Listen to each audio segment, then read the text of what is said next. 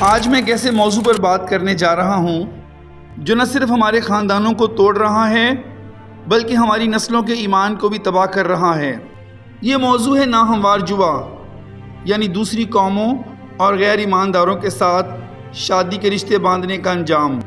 یہ صرف ایک ذاتی انتخاب یا معاشرتی رواج نہیں بلکہ براہ راست خدا کے کلام کے خلاف کھڑے ہونے کے مترادف ہے۔ ہمارے نوجوان اپنی خواہشات اور دنیاوی چمک دمک کے پیچھے بھاگ کر غیر ایماندار رشتوں میں بندھ رہے ہیں، اور اس کے نتیجے میں گھروں میں روحانی تاریکی پھیل رہی ہے۔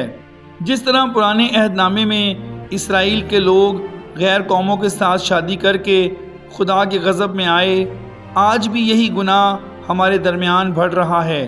یہ پیغام کسی کی دل آزاری کے لیے نہیں بلکہ ایک روحانی چنگاری جلانے کے لیے ہے تاکہ ہم سب جاگ سکیں۔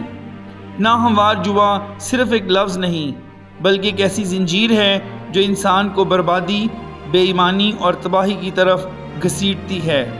افسوس کہ بہت سے ایمان رکھنے والے نوجوان اپنی مرضی کی شادیوں کو آزادی سمجھتے ہیں، لیکن حقیقت میں یہ روحانی قید میں داخل ہونا ہے۔ یہ پیغام ایک انتباہ ہے، ایک بیداری کا الارم ہے۔ اگر ہم نے وقت پر اس ناہموار جوے سے بچنے کا فیصلہ نہ کیا تو ہماری نسلیں دور تاریکی کے اندھیروں میں چلی جائیں گی۔ ناہموار جوا صرف ایک استعارہ نہیں، یہ بائبل کی وہ گہری حقیقت ہے جو ہماری زندگی کے فیصلوں کو یا تو برکت میں بدل دیتی ہے یا تباہی میں۔ پولوس نے کرنتھیوں کو خبردار کیا کہ کسی بے ایمان کے ساتھ ناہموار جوے میں نہ جتو۔ 2 کرنتھیوں 6:14۔ یہ آیت صرف شادی کے بارے میں نہیں بلکہ ہر رشتے، ہر شراکت داری اور ہر فیصلہ کے بارے میں ہے۔ جب کوئی مسیحی ناہموار جوے میں داخل ہوتا ہے تو وہ اپنی روحانی زندگی کو خطرے میں ڈال دیتا ہے۔ شادی محض 2 جسموں کا ملاپ نہیں بلکہ 2 روحوں، 2 ایمانوں، 2 راہوں کا ملاپ ہے۔ اگر ایک راستہ یسوع کی طرف جاتا ہے اور دوسرا دنیا کی طرف، تو یہ جوا ٹوٹنے کے سوا کچھ نہیں کرے گا۔ جو نوجوان صرف محبت کی کشش میں اندھے ہو کر فیصلہ کرتے ہیں وہ بعد میں پچھتاؤں کی زنجیروں میں بندھ جاتے ہیں۔ ایسے فیصلے والدین کے دلوں کو چیر کر رکھ دیتے ہیں۔ ماں کی دعاؤں کو روندنا اور باپ کی آنکھوں میں آنسو ڈالنا کوئی ہلکی بات نہیں۔ والدین کی دعائیں برکت لاتی ہیں مگر ان کے آنسو بدقسمتی کا سبب بنتے ہیں۔ خدا نے حکم دیا ہے اپنے ماں باپ کی عزت کر تاکہ تیری عمر زمین پر دراز ہو۔ افسیوں 6:2۔ جب کوئی اپنی مرضی سے والدین کو توڑتا ہے تو وہ اپنی عمر کی برکت کو خود کاٹ دیتا ہے۔ یاد رکھیں، جب ہم خدا کے کلام کو توڑتے ہیں تو حقیقت میں ہم خدا کے دل کو دکھا دیتے ہیں۔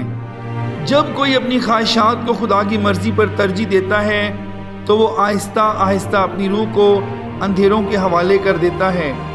ایک ناہموار جوا صرف تمہیں نہیں توڑتا بلکہ نسلوں کو توڑ دیتا ہے۔ ایسے بچے گھروں میں 2 دنیاؤں کے بیچ میں پلتے ہیں، ایک طرف بائبل کی آواز، دوسری طرف دنیا کی خواہشات۔ یہ بچے کنفیوز ہو جاتے ہیں اور ان کا ایمان کمزور پڑ جاتا ہے۔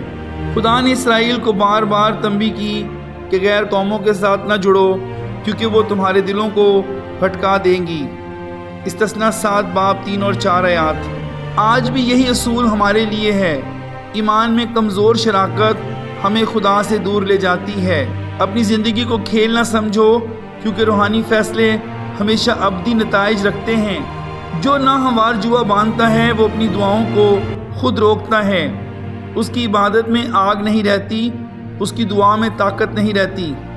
اس کے اندر بیزاری، بے چینی اور افسردگی بڑھنے لگتی ہے۔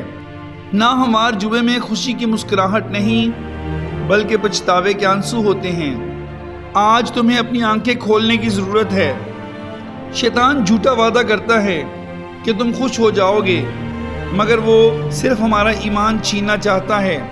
یاد رکھیں، ایک چھوٹا سا غلط قدم ہماری پوری روحانی راہ کو بدل سکتا ہے۔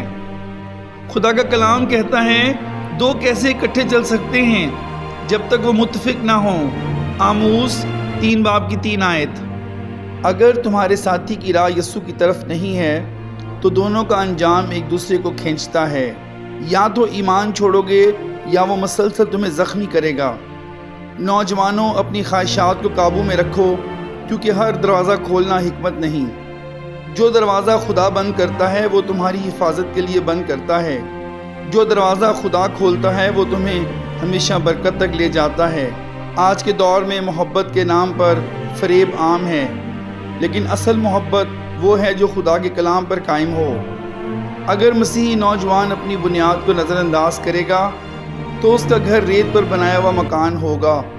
متی 7:26-27 آیات۔ ریت پر بنا گھر آندھی اور طوفان میں گرتا ہے، مگر چٹان پر بنا ہوا گھر قائم رہتا ہے۔ یسوع ہی ہماری شادیوں کی بنیاد ہے، اگر ہم اس پر نہ بنائیں تو سب کچھ برباد ہوگا۔ ماں باپ کی دعائیں وہ دیوار ہیں جو شیطان کے حملوں کو روکتی ہیں۔ جب تم اپنی پسند کو ان دعاؤں پر ترجیح دیتے ہو تو تم یہ دیوار گرا دیتے ہو، اور ایک گرا ہوا گھر شیطان کے لیے کھلا میدان بن جاتا ہے۔ آج خدا تمہیں بلا رہا ہے کہ اپنے فیصلے پر غور کرو۔ کیا تم اپنی خوشی کے پیچھے بھاگ رہے ہو یا خدا کی مرضی کے پیچھے؟ کیا تم اپنے دل کی آواز سن رہے ہو یا روح القدس کی رہنمائی؟ یسوع کہتا ہے، پہلے خدا کی بادشاہی کو ڈھونڈو۔ متی 6:33۔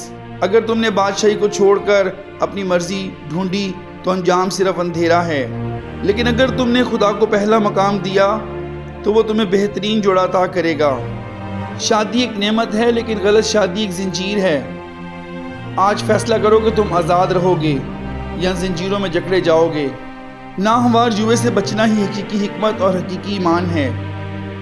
آؤ خدا کے حضور جھک کر عہد کریں کہ ہم اپنی زندگیوں میں اس کے کلام کو پہلی ترجیح دیں گے، تاکہ ہماری نسلیں برکت میں چلیں۔